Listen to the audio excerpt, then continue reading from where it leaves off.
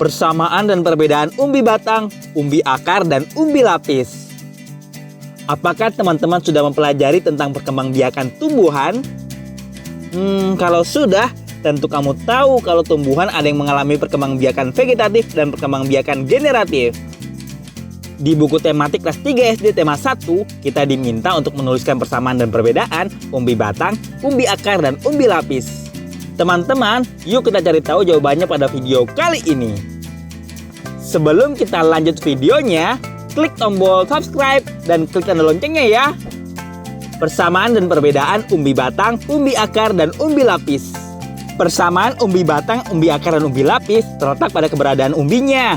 Yap, betul, umbi ketiganya berada di dalam tanah teman-teman. Umbi batang terbentuk dari perkembangan pada batang. Umbi akar terbentuk dari perkembangan akar. Sedangkan umbi lapis terbentuk dari lapisan daun yang bertumpuk. Nah, untuk persamaannya, pada umbi batang, umbi akar, dan umbi lapis, yaitu merupakan tempat penyimpanan cadangan makanan. Untuk perbedaannya, umbi batang menyimpan cadangan makanannya di batang, umbi akar menyimpannya di akar, dan umbi lapis menyimpannya di biji. Perbedaan lainnya adalah pada jenis akarnya. Tumbuhan umbi batang memiliki akar tunggang, sedangkan tumbuhan umbi akar dan umbi lapis akarnya serabut. Umbi batang tunasnya tumbuh di bagian umbi batang, umbi akar tunasnya tumbuh di bagian umbi akar, dan umbi lapis tunasnya tumbuh pada lapisan daun teman-teman. Perkembangbiakan tumbuhan secara umbi batang.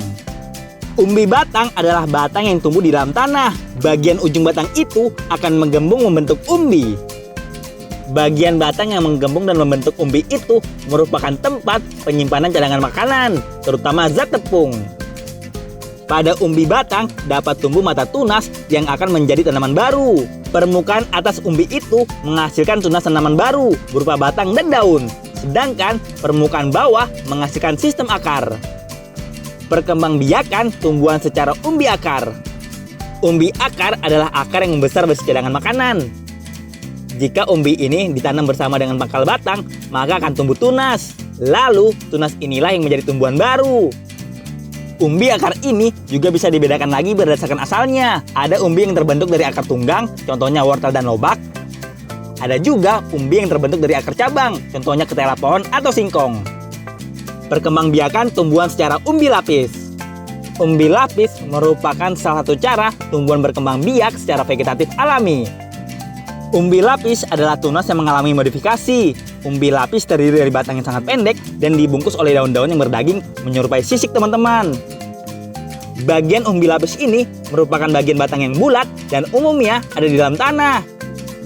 Saat proses perkembangbiakan dengan umbi lapis berlangsung, umbi induk akan menghasilkan tunas umbi yang muncul di antara lapisan. Saat tanaman umbi lapis induk sudah tua, tunas umbi lapis itu lalu berkembang. Nah, itu tadi pembahasan tentang persamaan dan perbedaan perkembangbiakan tumbuhan secara umbi batang, umbi akar, dan umbi lapis. Teman-teman, jangan lupa kunjungi website untuk anak ya, bobo.id. Like, komen, share, dan subscribe juga ke channel Bobo yuk!